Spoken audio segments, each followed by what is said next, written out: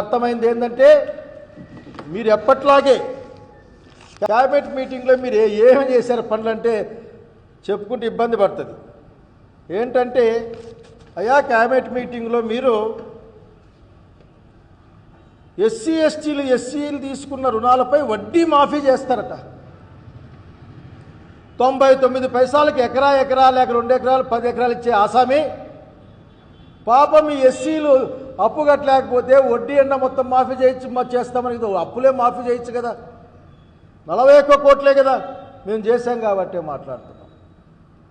అట్లాగా అమరావతిలో yoga naturopathy institute అంట, అక్కడ వీళ్ళు ఫ్రీ ఇస్తారట. అట్లాగే సిఆర్డిఏలో పంపింగ్ స్టేషన్ మెయింటెనెన్స్కు డబ్బులు ఇస్తారట. ఇంకా చెప్పాల్సి వస్తే ఆయనకి ఎవరికో వేదాంత అనుకుంటాను, వేదాంతని ఆయనకి 9.88 దాన్ని మళ్ళీ రెన్యువల్ చేస్తారట. సిఆర్డిఏలో ఇది ఇంపార్టెంట్, సిఆర్డిఏలో వివిధ సంస్థలకు భూమి కేటాయింపుకు సంబంధించిన నారాయణ మంత్రివర్గం చేసిన సిఫార్సులకు ఆమోదం పొందారట, ఓకే చెప్పారట. ఇట్లా మీరు ఏం చేస్తూ ఉన్నారు, ఏం కథ? భూములు ఇవ్వడానికి సమావేశం, అట్లాగే ప్రజల్ని దోచుకోవడానికి సమావేశం తప్ప ఇంకా ఏముంది మీ దగ్గర? ఒక మంత్రి బయటకు వస్తాడు, ఆయన ఏడుస్తాడు, ఆడ కన్నీళ్ళేం నాకు కనపడలేదు కానీ కళ్ళు తుడుచుకుంటా ఉన్నాడు.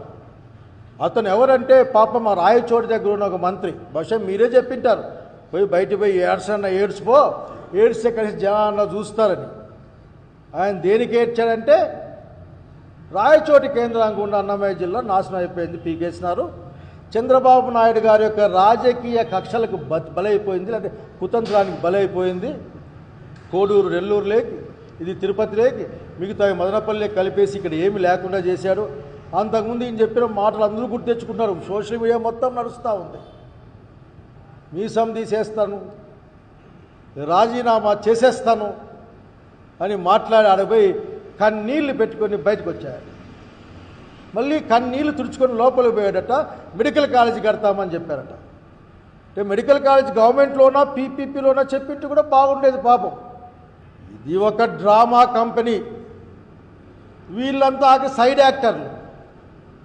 ఈ సైడ్ యాక్టర్లు ఏదేదో మాట్లాడిపోతుంటారు. మొన్న పొట్టేళ్ళ కోసం తలకాయల కోసం మాట్లాడినట్లే ప్రతి ఒక్కరు వచ్చేది. వాళ్ళంతా పులు గడిగిన ముత్యాలలాగా, ఎప్పుడు పొట్టేలు మొహం కూడా చూడని వాళ్ళలాగా, అసలుకి పొట్టేలు తలకాయ అంటే అది ఏదో అది భయపడే వాళ్ళలాగా వస్తే చివరికి చూసి ధర్మవరంలో చూసినానే, ధర్మవరం రోడ్డు మీద కొడతానే ఉన్నారు.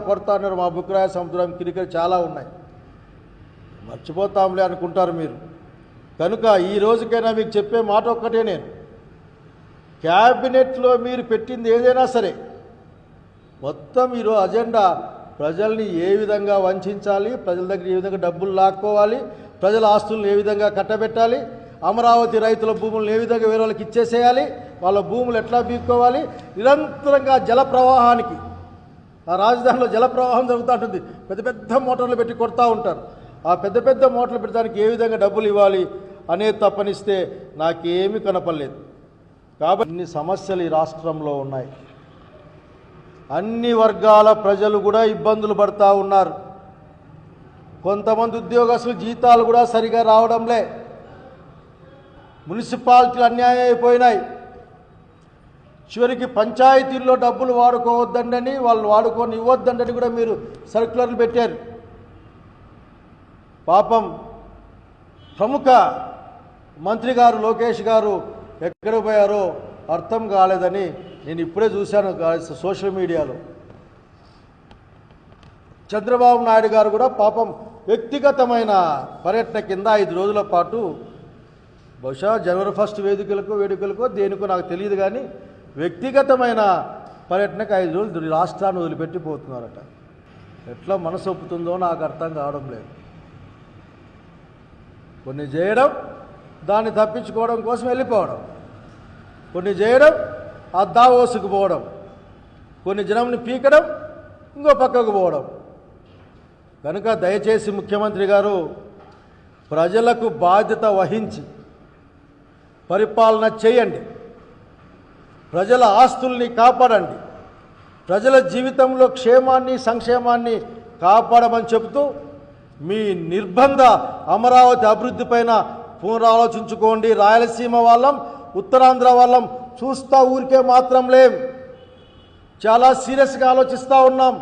మా దగ్గర నుంచి పోయిన అఖిల భారత వైద్య విజ్ఞాన సంస్థ మా కళ్ళ ముందే కదులుతూ ఉంది. జగన్మోహన్ రెడ్డి గారు ఇచ్చిన తర్వాత కూడా తరలించుకుపోయిన హైకోర్టు మా కళ్ళ ముందే నడుస్తూ ఉంది. మాకు రావాల్సిన అనేక ఇన్స్టిట్యూట్లు మాకు రాకుండా పోవడాన్ని మేము చూస్తూ ఉన్నాం.